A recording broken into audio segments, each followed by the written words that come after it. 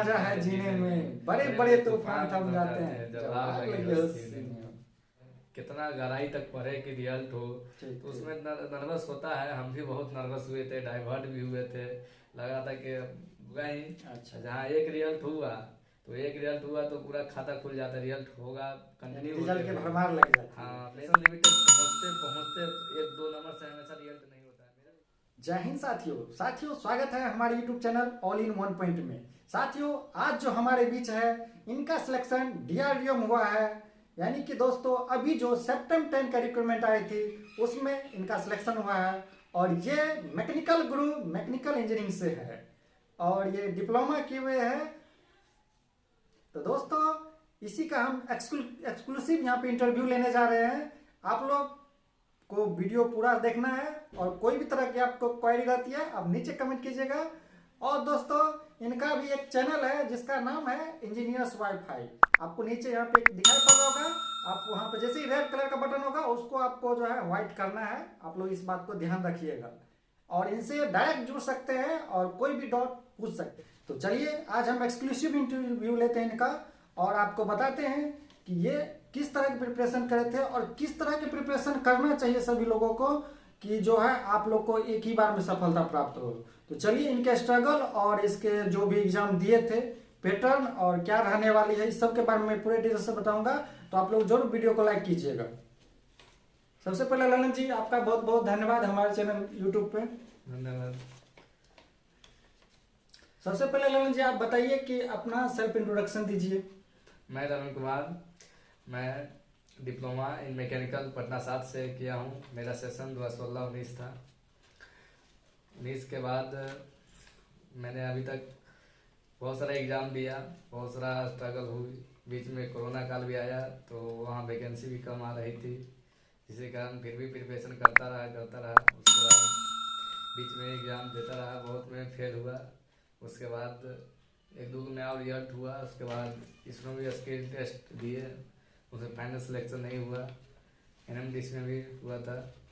देखिए ललन जी आप ये बताइए कि आप अभी तक में जो स्ट्रगल किए हैं इसमें सबसे बड़ा रोल होता है कि एग्जाम का। तो आपने अभी तक में कितना एग्जाम को क्रैक किया है, कितना एग्जाम दिए हैं और कितना एग्जाम लगा कि आपसे हो जाएगा? एग्ज़ाम तो अबाउटली 30 दिए होंगे। अच्छा। उसमें तीन एग्ज़ाम क्रैक हुआ। 3 एग्जाम लग रहा था कि आपसे निकल जाएगा?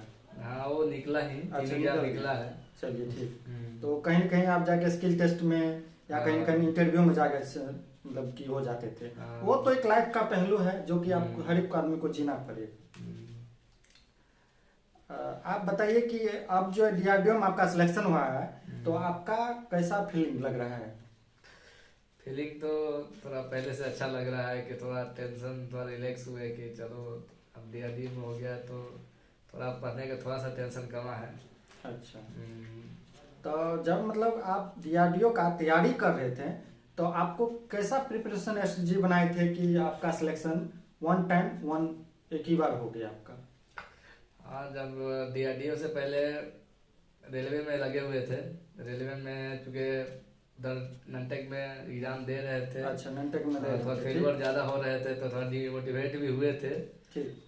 उसके बाद डिमोटिवेट होने के कारण थोड़ा सोचे कि चलो थोड़ा ननटेक पर भी ध्यान दिया जाए क्योंकि रेलवे भी है तो इसमें भी बहुत सारा वैकेंसी है। तो रेलवे को भी मतलब आपने दिया एग्जाम, रेलवे का भी इनका ग्रुप डी में सिलेक्शन हो चुका है। इनके लिए भी एक बार और आप लोग बहुत बहुत बधाई इनको। आप जो है इनका एक ही साथ DRDO में भी सिलेक्शन होना है तो इनको डबल पता कहा जाए इसको ऑफर। तो वही चूँकि DRDO थी, ग्रुप डी का एग्जाम था तो उसी के प्रिपरेशन में लगे थे। अच्छा, उसी के दौरान आपने ननटेक की प्रिपरेशन कर ली। हाँ, तो ये बहुत अच्छी बात है। तो वही चूँकि ग्रुप डी को हम नजरअंदाज नहीं किए, चलो छोटा ही सही लेकिन एग्जाम तो देते हैं, निकल तो जाएगा तो हुई तो कम से कम निकल जाए। अच्छा। तो उसी के लेकर तैयारी ग्रुप डी के किए तो ननटेक मेरा अच्छा हो गया। ननटेक का प्रिपरेशन आपने वहाँ से कंप्लीट कर दिया? हाँ, वहाँ से लगभग 70 से 75% कंप्लीट वहाँ हो गया। और DRDO का भी एक जो पैटर्न है सेप्टेम्बर 10 का, इसमें है कि सबसे पहले आपका टेक्निकल बंदा का एक ही पॉइंट पे गड़बड़ी होता है कि उनका ननटेक बहुत कमजोर होता है। और हमारे ललन जी है ये क्या किए हैं कि ननटेक पोर्शन को ही अपना स्ट्रॉन्ग कर लिए हैं तो इनका जो है CBT 1 जो है क्रैक हो गया है, टियर 1 इन्होंने क्रैक कर लिया है। तो सबसे पहले आप ये बताइएगा कि आपने जब तैयारी की थी तो आपको कैसा लग रहा था कि DRDO में सिलेक्शन होगा या नहीं होगा? वो जो टायर 1 था उसी में इंग्लिश से डर लग रहा था। अच्छा, इंग्लिश से तो सबको डर लगता है। उसमें क्योंकि ग्रुप डी की हम तैयारी किए थे तो मेरा मैथ रीजनिंग जीके जीएस सही हो गया था। ठीक। उसके लिए ग्रुप डी के लिए हमने मैथ रीजनिंग अच्छी तरह से सेट पूरा प्रैक्टिस अच्छा, किए थे। Set practice. देखिए दोस्तों, यहाँ पे एक बात ध्यान रखिए, सेट प्रैक्टिस बहुत मायने रखता है। और हमारे ललन जी जो है सेट प्रैक्टिस ज्यादा से ज्यादा किए हैं। और ग्रुप डिस्कशन, बहुत आदमी ग्रुप डिस्कशन से भागते हैं। ग्रुप डिस्कशन आप लोग को करना चाहिए, क्योंकि ग्रुप डिस्कशन से आप जो है अपना स्कोर को पता करते हैं, अपने लेवल को पता करते हैं कि आप किस लेवल पे चल रहे हैं। तो वही सेट प्रैक्टिस और ग्रुप डिस्कशन हम लोग हमेशा करते रहते थे। अच्छा।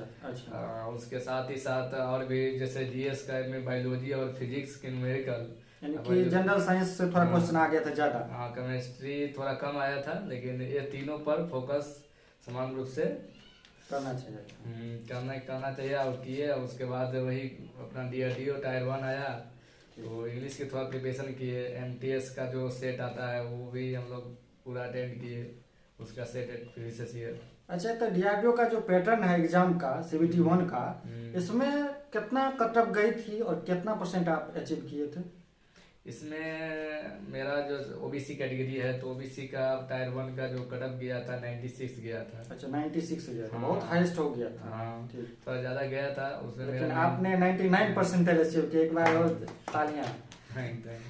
कटअप से जब भी दोस्तों ध्यान रखिए, कटअप से आपको हमेशा 2 से 4 नंबर, 4 नंबर नहीं, कम से कम 5-6 नंबर आपका ज्यादा होना चाहिए। आप अपना सिलेक्शन के लिए सिक्योर रहिए। और हमारे ललन जी देखिए 3% जो है यहाँ पे कटअप से आगे निकल गए हैं।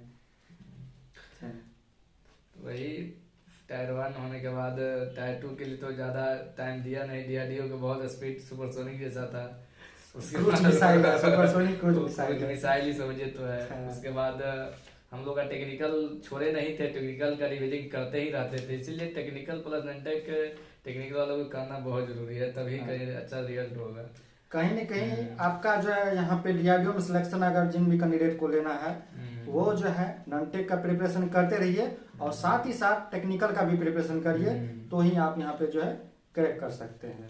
अब ये बताइए कि CBT 2 में आपको टाइम तो कम मिला है, तो उस दौरान आपने क्या क्या प्रिपरेशन की थी, किस तरह की स्ट्रेटेजी बनाई थी? टायर 2 में चूंकि टाइम कम था और उतना ही टाइम में कवर करना था, तो उसके लिए हमने पहले से तो बेसिक हमको तो सब पता था। मतलब सबसे पहला जो देखिए दोस्तों, यहाँ पे ध्यान रखिए आप लोग भी जो भी वीडियो देख रहे हैं, बेसिक सबसे पहले आपका क्लियर होना चाहिए। जो कम परसेंट का मतलब कि होता है, वेटेज का ज्यादा वेटेज कराता है, उनको आप पहले क्लियर कर लीजिए। ये सबसे बड़ा मायने रखता है यहाँ पे। तो बेसिक में बेसिक कंसेप्ट सब पता है। उसके बाद हम लोग का मैकेनिकल इंजीनियरिंग है, तो उसमें कम से कम RS कुर्मी का एक बुक आता है। अच्छा, सबसे बेस्ट बुक रहती है। वो तो मैंने बेसिक बुक है, वो क्लियर तो होना ही चाहिए। उसके बाद मेडी जी का बुक आता है 44 MCQ। अच्छा, 44 MCQ। हाँ, उसको हमने 14 दिन में हमें टाइम मिला था, उसमें हमको उसको 8 दिन में कंप्लीट कर लिया। यानी कि यहाँ पे बेस्ट प्रिपरेशन बुक जो है RS कुर्मी को कहा जा रहा है। और आप जो है यहाँ पे मेडी जी का 4400 MCQ आपको लगा लेना है। ये DRDO के बेस्ट प्रिपरेशन के लिए CBT 2 के लिए रहेगा।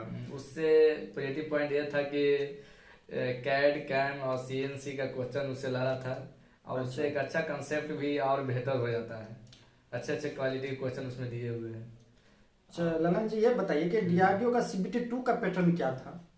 CBT 2 का पैटर्न ये था कि उसमें लगभग तो वो दिशा ये रहता है कि 100 नंबर का पूरा टेक्निकल ही रहता है।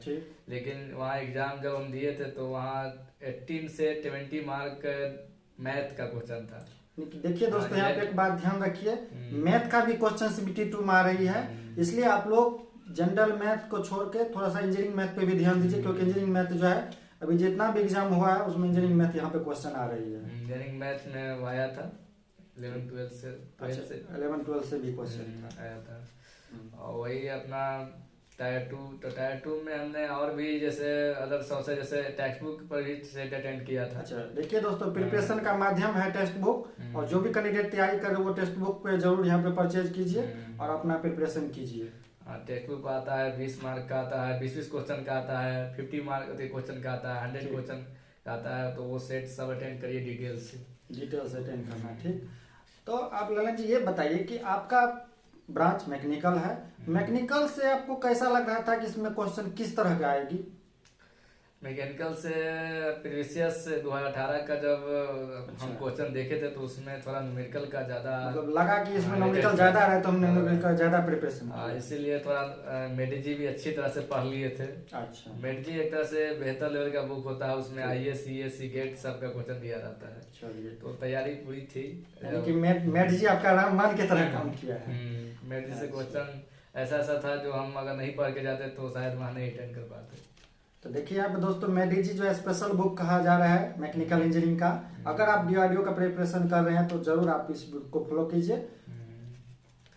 अब दोस्त आप यह बताइए कि ललन जी कि मैकेनिकल इंजीनियरिंग में जो आपने वेटेज रखा था और जनरल इंजीनियरिंग का भी जो वेटेज रखा था, उस वेटेज में आपको क्या लग रहा था कि मतलब CBT 2 हो जाएगा? प्रिपरेशन के अकॉर्डिंग मैंने जैसे हम ये सोच रहे थे कि अगर हर टॉपिक को कंप्लीट कर लिया जाए, हर टॉपिक के लगभग 80 से 90% कंटेंट पढ़ लिया जाए तो क्यों नहीं होगा, इसीलिए हमने हर टॉपिक, यानी कि आप विश्वास रखें कि हर एक टॉपिक कंप्लीट कर लिया जाए, अपना तरफ से ओके रहना चाहिए और आप आगे बढ़ जाए। वही काम भी दिया है हमने, कोई भी छोटा से छोटा टॉपिक को भी नहीं छोड़ा। अच्छा, CNC से लेके CAD CAM वो सब हमने कवर किया। अच्छा, यानी कि आपने जो लगता है कि पॉइंट से क्वेश्चन नहीं आएगा उस क्वेश्चन पर भी ध्यान रखें। तो उससे भी क्वेश्चन लड़े थे। अच्छा, तो ललन जी आप ये बताइए कि CBT 2 में आपने कितना स्कोर किया है? CBT 2 में उसका जो मेरा 97 स्कोर था। देखिए दोस्तों, यहाँ पे 90 प्लस जा रहा है। आप लोग भी प्रिपरेशन इस तरह कीजिए कि आप लोग का भी यहाँ पे सिलेक्शन होगा DRDO में, और अगला बार जो सितंबर 11 आएगा तो आप लोग DRDO के लिए ही रेडी रहिए। उसमें जो मेरा OBC का कैटेगरी से कटअप जो गया था 89 गया था। 89 गया, देखिए कटअप से कितना आगे चल रहे हैं, इस बात को आप लोग ध्यान रखिएगा। अच्छा, तो अब ये बताइए ललन जी कि जब मतलब आप तैयारी कर रहे थे तो उस समय कभी कभी हो जाता है कि फ्रस्ट्रेशन हो जाता है आदमी को, यार मेरा एग्जाम रिजल्ट नहीं हो रहा है, मेरा रिजल्ट नहीं हो रहा है। इसमें बहुत सारे जो आपके जूनियर भी है, जो सीनियर भी है, बहुत सारे जूनियर पहले लेके चल जाते हैं, बहुत सारे जूनियर मतलब बहुत सारे सीनियर पीछे रह जाते हैं। तो इसके दौरान में आपको क्या लगा? कोई डिमोटिवेशन भी लगा, कोई मोटिवेशन भी लगा? इसके बारे में कुछ बताइए।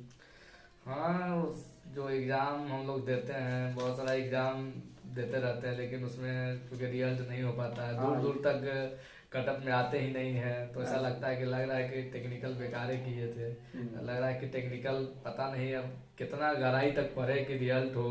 तो उसमें नर्वस होता है, हम भी बहुत नर्वस हुए थे, डाइवर्ट भी हुए थे, लग रहा था कि हमसे रिजल्ट नहीं होगा टेक्निकल में, कुछ और फील्ड कुछ और सोचे। तो होता है, लेकिन फिर भी डाइवर्ट नहीं होना है, थोड़ा संघर्ष करते रहना है, इतना उम्मीद रखना है कि अगर कंटिन्यू लगे रहेंगे तो एक ना एक दिन होना ही है, रिजल्ट होगा ही। अच्छा, जहाँ एक रिजल्ट हुआ तो पूरा खाता खुल जाता है, रिजल्ट होगा कंटिन्यू, रिजल्ट के भरमार लग जाती है। हाँ, मेरा रिजल्ट नहीं होता था। एक NMDC बंगलौर हम देने गए, ऐसे तो 4 एग्जाम दिए हैं बंगलौर में, लेकिन एक लास्ट NMDC देकर आए, उसमें मेरा रिजल्ट हुआ, उसके बाद सब में रिजल्ट होते गया। उसके बाद देखिए दोस्तों, यहाँ पे एक पॉइंट क्लियरिटी कर लीजिए आप लोग कि आप लोग एक में रिजल्ट लीजिएगा, आपको 4 रिजल्ट मिलेगा, तो आप सोच लीजिए कि कुछ किस पे आपको चाहिए, कौन चाहिए आपको, ये सोच लीजिए थोड़ा सा। वही जो पता है ना, तैयारी का एक सेचुरेशन लिमिट होता है। अच्छा, अगर आप उसको क्रॉस कर गए तो आपको फिर रिजल्ट वहां से होना स्टार्ट हो जाएगा। क्या होता है कि हम लोग सेचुरेशन लिमिट तक पहुंचते पहुंचते 1-2 नंबर से हमेशा रिजल्ट नहीं होता है। मेरा भी इसी ये पॉइंट को थोड़ा ध्यान रखिए दोस्तों, 1-2 नंबर से जो मिस हो रहा है वो समझिए किस्मत के भरोसे है। अगर आप अभी भी 5 नंबर या 10 नंबर से मिस हो रहे तो आप लोग को मतलब पिक पॉइंट पे है, बूस्टअप करने का जरूरत है बस। तो वही होता है, डिमोटिवेट नहीं हो रहा है, बस ये सोचना है कि सबको हो रहा है, होता भी है, जो लगे है कंटिन्यूटी बनाए रखा है, सब चीज राइटिंग नोट है, जो भी है कंटेंट पढ़ रहा है कंटिन्यू से, तो एक नहीं होना ही है, भले थोड़ा लेट होगा लेकिन होगा। यानी ध्यान रखिए दोस्तों यहाँ इस पॉइंट को कि आपका भी सिलेक्शन होगा, आप लोग भी इत्मीनान से लग जाइए और ईमानदारी के साथ लगिए, आपका भी सिलेक्शन होगा। अब यहाँ पे आप क्या कहना चाहेंगे, आपका जो जूनियर अभी वीडियो देख रहे हैं, यानी कि आपका जो चहेते यार जो है, जो मैकेनिकल इंजीनियरिंग के हैं, वो वीडियो देख रहे हैं, तो उनके बारे में आप क्या कहना चाहेंगे? और किस तरह की अब तो आप बहुत आगे निकल जाएंगे। अब अपने कुछ छाप छोड़ के जाइए, अमिट छाप छोड़ के जाइए, जो कि आपके जो भी जूनियर सब है उनको एक मोटिवेशन मिले कि आगे वो प्रॉपर ढंग से निकल सके। हाँ, हमारे जो भी फ्रेंड है अभी जो स्ट्रगल में लगे हुए हैं उनके लिए हमारी तरफ से है कि बस कंटिन्यूटी बनाए रखे पढ़ाई में। कंटिन्यूटी बहुत बड़ी चीज़ होती है, क्योंकि आप कंटिन्यूटी खोएंगे तो आप थोड़ा पीछे चले जाएंगे। कंटिन्यूटी रखिए पढ़ाई में, उसके बाद साथ ही साथ आप जो भी कंटेंट पढ़े हैं उस चीज़ों को रिवाइजिंग बार बार कीजिए। ठीक। उसके साथ ही साथ मान लिए कि आप सेट जरूर लगाइए। अगर ननटेक है तो ननटेक में आप सेट लगाइए, रेलवे का भी सेट लगाइए, रेलवे का भी मैथ रीजनिंग जीएस तो सब कॉमन ही होता है। ठीक है। हाँ, तो वो हमेशा सेट लगाते रहिए। उसके साथ ही साथ और बस हिम्मत मत हारिए, बस ये सोचिए कि सबका हुआ है, मेरा भी होगा, क्यों नहीं होगा। बिल्कुल बिल्कुल, ये मोटिवेशन सबसे बड़ा मायने रखता है। दुनिया का हर एक मोटिवेशन के पीछे एक मोटिवेशन है जी, मेरा भी कहीं ना कहीं होगा। ये मोटिवेशन के साथ आप पढ़िए, आपका भी होगा। बस परिश्रम के साथ प्रयत्न करते रहिए, बस सिलेक्शन होगा, क्यों नहीं होगा। देखिए दोस्तों, यहाँ पे एक बात याद रखिए, ना संघर्ष ना तकलीफ तो खाक मजा है जीने में। ना संघर्ष ना तकलीफ तो खाक मजा है जीने में। बड़े बड़े तूफान थम जाते हैं जब आग लगी हो सीने में। आप लोग का भी सिलेक्शन होगा। चलिए, गुड लक।